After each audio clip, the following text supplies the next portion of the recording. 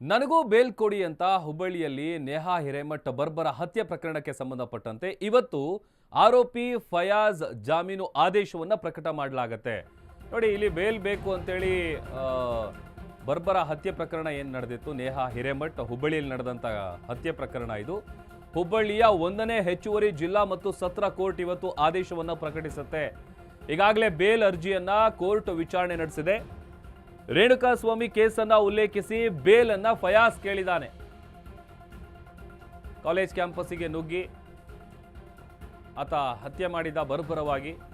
ಆಮೇಲೆ ಇಲ್ಲಿ ರೇಣುಕಾಸ್ವಾಮಿ ಕೊಲೆ ಕೇಸ್ನಲ್ಲಿ ದರ್ಶನ್ಗೆ ಬೇಲ್ ಸಿಕ್ಕಿದೆ, ನನಗೆ ಯಾಕೆ ಸಿಗಬಾರ್ದು, ನನಗೂ ಬೇಲ್ ಕೊಡಿ.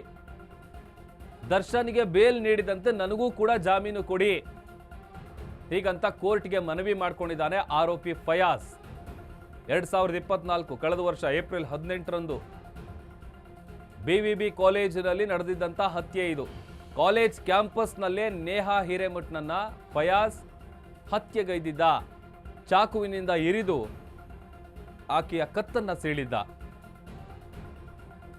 ಇವತ್ತು ಈಗ ಆಲ್ರೆಡಿ ಬೇಲ್ ಅರ್ಜಿಯ ವಿಚಾರಣೆ ನಡೆದಿದೆ. ವಾದ ಪ್ರತಿವಾದ ಆಲಿಸಿದ್ದಾರೆ ನ್ಯಾಯಾಧೀಶರು. ಇವತ್ತು ಆದೇಶ ಪ್ರಕಟ ಆಗುತ್ತೆ.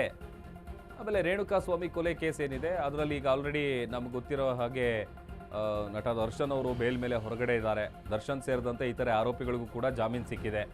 ಅದೇ ಥರ ನನಗೂ ಕೂಡ ನೀವು ಬೇಲ್ ಕೊಡಬೇಕು ಅಂತೇಳಿ ಆರೋಪಿ ಫಯಾಜ್ ಕೋರ್ಟ್ಗೆ ಮನವಿ ಮಾಡ್ಕೊಂಡಿದ್ದಾನೆ. ಆತನ ಮನವಿಯನ್ನು ಕೋರ್ಟ್ ಪುರಸ್ಕರಿಸುತ್ತಾ ಇಲ್ವಾ, ಏನಾಗುತ್ತೆ, ಆತನಿಗೆ ಬೇಲಾ ಜೈಲಾ ಇವತ್ತು ಗೊತ್ತಾಗುತ್ತೆ.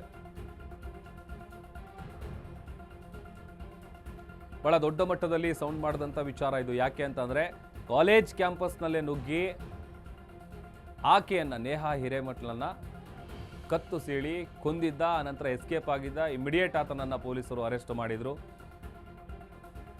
ಈಗ ಒಂದು ಕಡೆ ಆತ ಮನವಿ ಮಾಡ್ತಾ ಇರೋದು ಹೇಗೆ ಅಂತಂದರೆ, ನನಗೆ ಬೇಲ್ ಕೊಡಿ, ಯಾಕೆ ಜಾಮೀನು ಕೊಡಿ ಅಂತ ಅಂದರೆ ದರ್ಶನ್ ವಿಚಾರ ಕೇಸ್ ಏನಿದೆ ಅದನ್ನು ಆತ ಪಾಯಿಂಟ್ಔಟ್ ಮಾಡಿ ಆ ವಿಚಾರ ಹೇಳ್ತಾ ಇದ್ದಾನೆ. ಅಂಥವ್ರಿಗೇ ಜಾಮೀನು ಸಿಕ್ಕಿದೆ, ನನಗೆ ಯಾಕೆ ಸಿಗಬಾರ್ದು, ನನಗೂ ನೀವು ಜಾಮೀನು ಮಂಜೂರು ಮಾಡಿ ಅಂತ. ಆತನ ಬೇಲ್ ಭವಿಷ್ಯ ಇವತ್ತು ನಿರ್ಧಾರ ಆಗುತ್ತೆ.